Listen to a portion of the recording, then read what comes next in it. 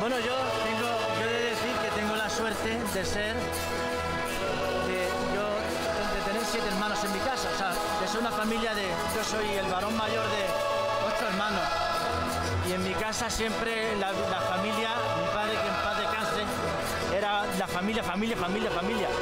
Y entonces nosotros pues también en casa, este es el 7º de 7, y también pues tenemos por la familia muy especial. No tengo palabras para decir lo que para mí significa la familia, ¿no? Y entonces pues curiosamente hace tan solo 7-8 años que se empezó a hablar, por Rouco Varela empezó. Aquí venimos a Colón, la Sagrada Familia, cuando la fiesta es la misma, entiendo yo, y se ha ensalzado hasta el punto que, por suerte, ya sé de mucha gente, amigos míos, que hoy van en la Catedral de Murcia, a esta misma hora. O sea, ya ahora mismo se ha instituido esta fiesta de la familia en esta nación llamada España. Eso es inmenso, es inmenso. Pues vamos a seguir escuchando, sí, Javier, aquí Kiko Argüello.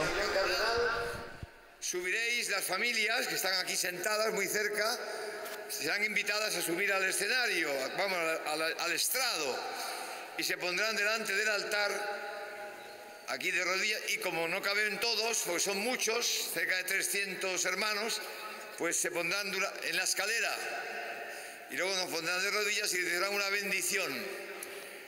La bendición que hará el cardenal es la bendición que compuso el Papa Juan Pablo II, cuando envió las primeras 100 familias a las naciones en Porto San Giorgio, en Italia, que ha sido el Papa que ha fundado los seminarios Redentores Mater para apoyar a estas familias que parten a la nueva evangelización.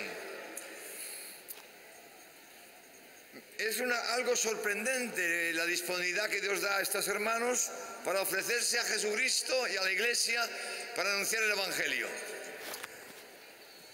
¿Qué es lo que hacen estas familias? Pues cumplir lo que dice Jesús en el Evangelio. Mirad, nosotros decimos que es necesario hoy en las parroquias pasar de una pastoral sacramental a una pastoral de evangelización. El Papa en lo que ha escrito sobre la alegría de anunciar el Evangelio, lo dice con otras palabras, dice: hoy es necesario pasar de una pastoral de conservación a una pastoral eminentemente misionera en las parroquias.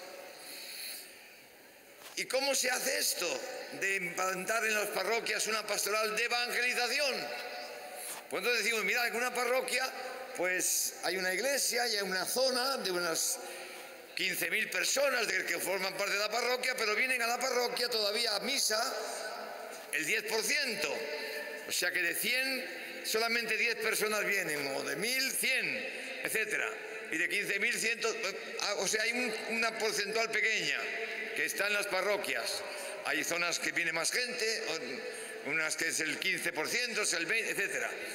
El problema es, y en las parroquias, ¿qué es la pastoral sacramental? Pues se intenta alimentar la fe de la gente que viene a la iglesia a través de los sacramentos, donde está Cristo. Es Cristo el autor de la fe y perfeccionador de la fe. Entonces, pues a través de Cristo está presente en la misa, pues se hace en las misas, está presente en el matrimonio, en el bautismo, en la Sagrada Eucaristía, etcétera, en los pobres. Entonces se hace la Cáritas, se hace la adoración al Santísimo, etcétera. Hay toda una pastoral de conservación, que decía el Papa, o pastoral sacramental, que a través de los sacramentos alimentemos nuestra fe gracias a Jesucristo. Pero el problema ¿cuál es? Que eso sirve para ese 20% o 10% y todo el 80% de la gente que ya no viene a la iglesia.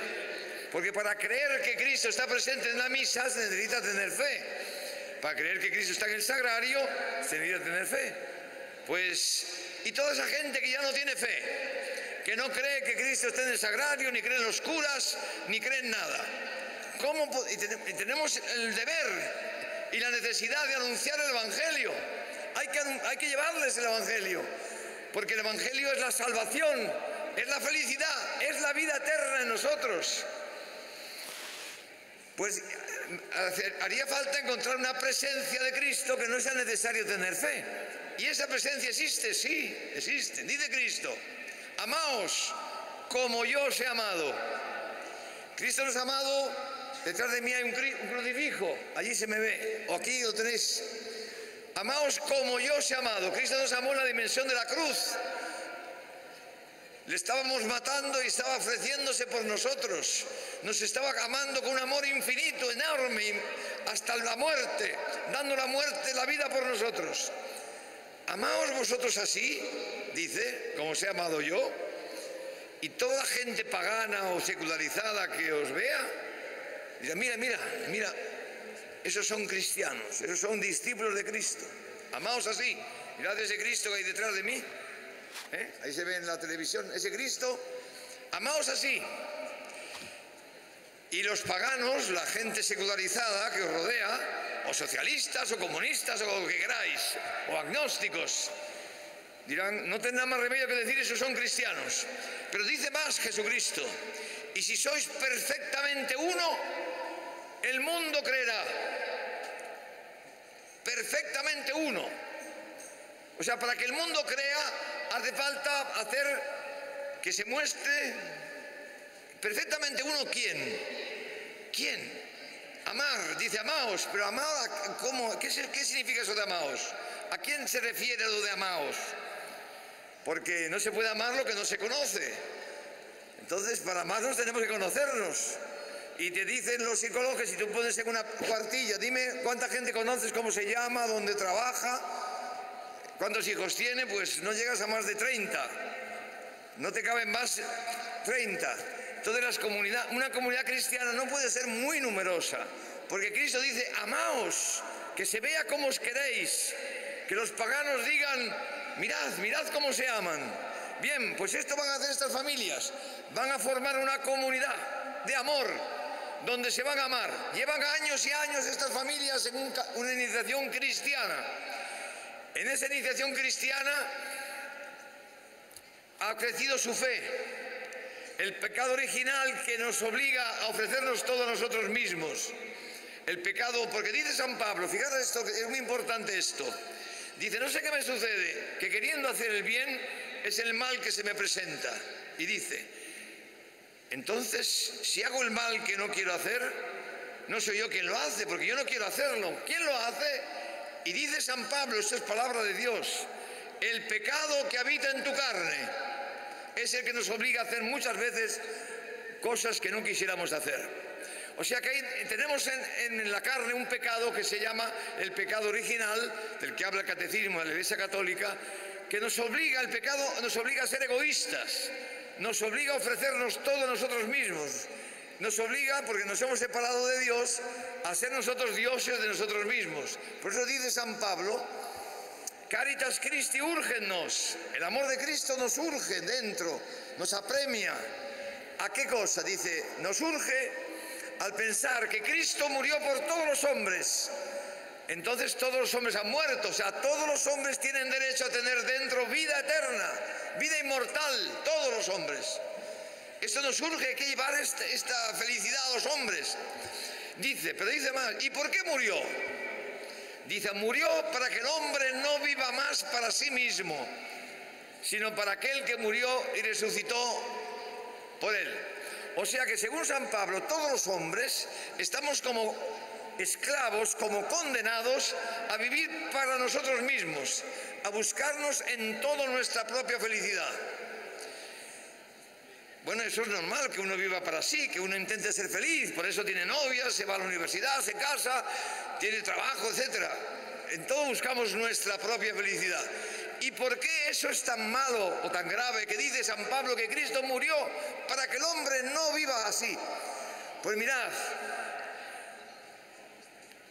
Dios ha mostrado en Cristo crucificado, en esto, mirad esta imagen, que es la verdad del mundo. La verdad es Cristo crucificado, porque Cristo es Dios. Dios ha mostrado en Cristo crucificado la esencia, imagen, impronta de su sustancia. La sustancia a Dios nadie la ha visto. Cristo es Dios. Entonces este amor crucificado es el que ha construido este universo. En este amor, quien viva dentro con este amor está en la verdad. Pero los hombres que hemos nacido hijos del primer Adán, Este pecado nos impide vivir en la verdad. Vivimos en la mentira de nuestro yo, de vivir para nosotros mismos. No podemos vivir para los demás. Es difícil. El pecado, donde digamos así, nos lo impide. El pecado del egoísmo. Por eso somos lujuriosos, soberbios, el amor al dinero, la envidia, las mentiras, la corrupción generalizada en todas partes.